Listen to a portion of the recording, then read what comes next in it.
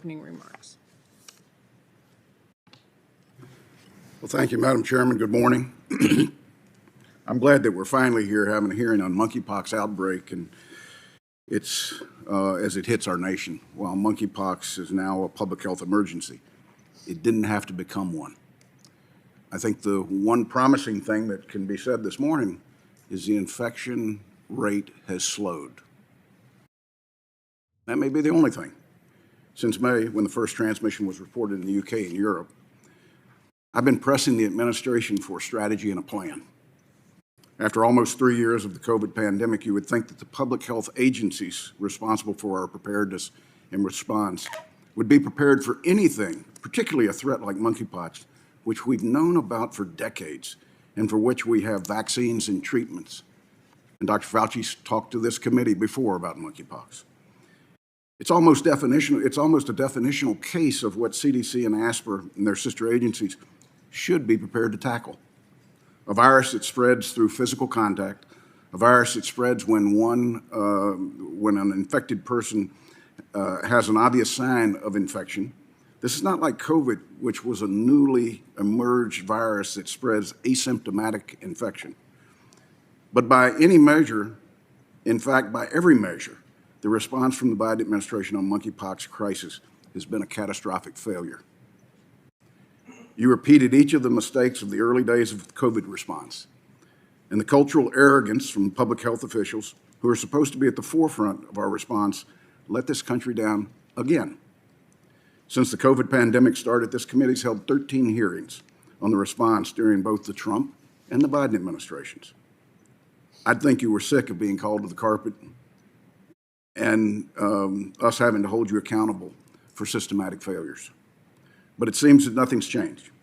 You can't blame the last administration on this failure. The first confirmed monkeypox case in 2022 was May 7th in the United Kingdom. The first case of monkeypox in this outbreak was reported in the U.S. on May 18th. We had warning. We had warning that this was coming. We should have been prepared to manage what came when it arrived. Let's review. We failed testing.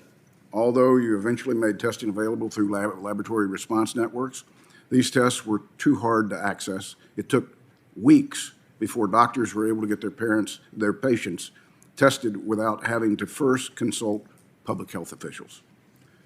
There was also a significant delay in engaging the private sector on testing at the beginning of the outbreak. We waited until June 22nd to announce an engagement with the private sector.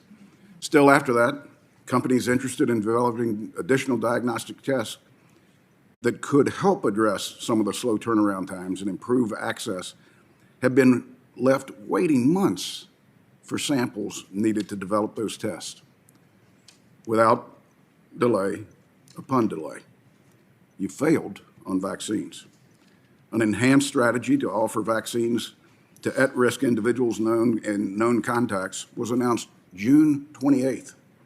But this was already after some local jurisdictions had already taken upon themselves to use the vaccine in this manner, and a full month after the UK Joint Committee on Vaccines and Immunizations met to discuss a similar strategy for their citizens. Why do we continue to be behind? Meanwhile, decisions about vaccine administration in the U.S. seem to have been made seemingly on the fly.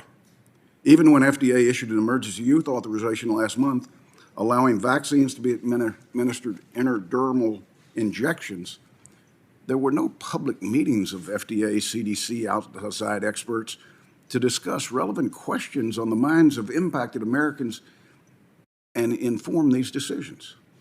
Health professionals were confused about the initial decision, and patients were scared that they were being experimented on. To make matters worse, states had no time to prepare for this change in vaccine administration. Right after the FDA made its decision, ASPR reduced state vaccine allocations under the assumption that every vial would yield 5 doses. Yet you know that this has not been the case in every state, resulting in some vaccinating fewer, not more, at-risk people. You failed at having a plan. Monkeypox outbreaks have been occurring in Nigeria and other places with increasing frequency.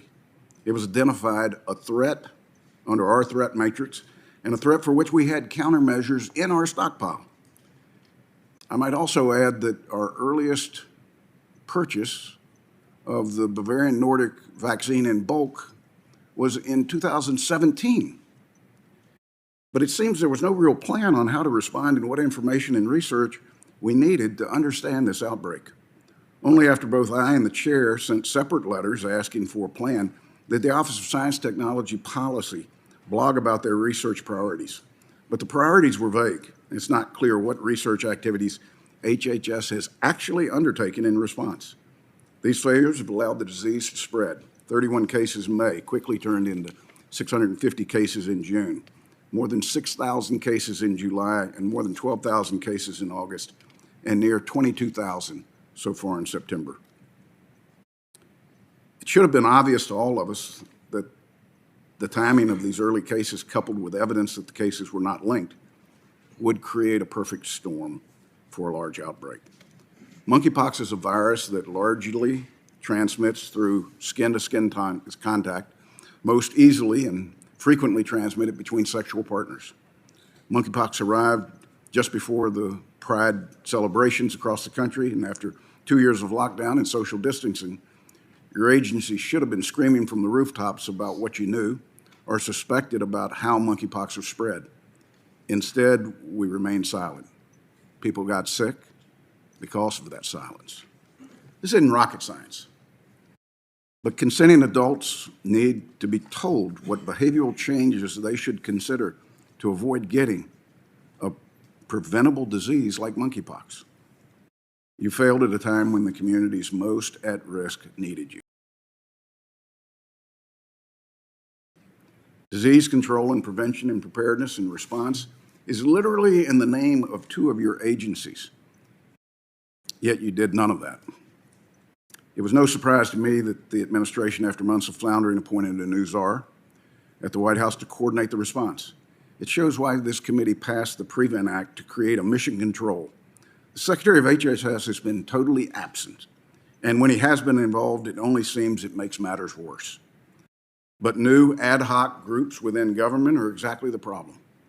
We need a consistent, coherent, government-wide response to be effective. And that can only be led by the White House. I hope that in the coming weeks we'll be able to get that legislation over the finish line, and I'll commit to spending my remaining weeks in the United States Senate doing everything I can to help the White House set up the new office with a lasting mission and clear agenda. If I were not retiring, I'd spend the next several years conducting a thorough examination of each of your agencies, highlighting each and every one of the systematic and bureaucratic failures that we've seen now and seen in response after response, and demand accountability for the American people. It isn't a question of authority. You have the authority. It isn't a question of money. You've been given astonishing amounts of money. It's a question of leadership. It's a question of focus. It's a question of squashing the typical bureaucratic roadblocks, arrogance, and ineptitude. You need to do better. We learned in Operation Warp Speed that when you press outside the box, when you focus on public-private partnerships, when you get bureaucracy tamed so that it serves the American people and doesn't try to control them, we can actually make government work. I'd ask you for your plan, but you don't have one. I'd ask you for what you'd change, but your agencies seem to think that they're doing everything right. I'd ask you who you're going to hold accountable, but failures at each of your agencies show that you don't believe in that type of accountability. So instead, I'll express my outrage and hope that eventually we'll get people in your agencies who will do the job to protect the American people instead of protecting their bureaucracies. Madam Chairman, before I close, I want to address a serious issue. The last time we were here, there was a coordinated assault, pretending that somehow Republicans were at fault for there not being additional money for the pandemic. Let's revisit some of the facts if we can. The Senate, on a bipartisan basis, actually passed extra funding for COVID, $15.6 billion in March in the omnibus for testing, treatment, vaccines, and global aid. But the Speaker of the House either couldn't pass that legislation or didn't think pandemic money was a priority, so she stripped it out. I've worked with her for a long time, and I'm pretty sure she's a Democrat. Then Senators Romney and Blunt and myself engaged in deep negotiations with the majority leader and the chair of the committee. And we reached a deal for $10 million in domestic funding for COVID. But the majority leader didn't want to take a vote against lifting a COVID restriction on the southern border, probably because he knew it would pass, so the deal was killed. I'm pretty sure Chuck is a Democrat. So then at our last meeting, the chair and each of you got together and pretended that somehow Republicans were at fault. Republicans tried twice to provide additional funding for COVID, but Democrats couldn't take yes for an answer. Then last month, Democrats conducted a partisan spending exercise where Republicans weren't even in the room. They dramatically raised taxes by hundreds of billions of dollars, provided funding for 87,000 IRS agents to audit the middle class, and spend hundreds of billions of dollars on Green New Deals that will mostly impact billionaires and millionaires. Those same Democrats who complain about no COVID spending didn't spend a dime of those new taxes on pandemic expenses. I often hear my colleagues say that your budget shows your priorities, but Democrats have the power to spend money on pandemic and chose not to. I guess making energy more expensive was more important. I think all of you know I've had in my jacket pocket a card with 4 simple requests from this administration and told them all they needed to do for me to get my Senate colleagues, my Republican colleagues, to support additional funding was to provide answers to those 4 things. Give us a detailed plan for COVID, detailed accounting of where the money's been spent, offsets to match new spending for pandemics, and a simple vote on a COVID restriction at the border. I first started that in April. Today, none of those 4 things have been presented. So to date, the administration's failed to deliver. Maybe they don't want to actually have transparency on what they've spent, or maybe they don't want to come clean to the American people what their plan is until after the election. Not sure what it is. I'm tired of being the one that's blamed. I've got just as much invested as anybody on this committee in making sure that your agencies are successful for the American people. I'll continue to do that whether I'm in Congress or not. And Tony, I can't thank you enough for your years of service. It's been incredibly beneficial to the American people and to the health care of this country. I hate to see you go, but I also look forward to that day in January where we both are on the other side of this mountain, and I can actually not have to plan to fly on a Monday, and I can spend some time with wife and grandchildren. Having said that, Madam Chairman, let's have a reset this morning. Let's quit blaming everybody, and let's start showing some leadership. If the administration needs money, then send us a budget that requests money. There's no increased spending for COVID in next year's request. They believe that this is all going to happen by an emergency, that the American people shouldn't be held accountable. That's wrong. Get the administration to request the money. Let's work through the normal appropriations process. My hope is that there is a plan, and someday they will share it with us. I yield back. Thank you, Senator Burr. I will now introduce today's witnesses. Dr. Rochelle Walensky is the Director of the Centers for Disease Control and Prevention and the Administrator of the Agency for Toxic Substances and Disease Registry.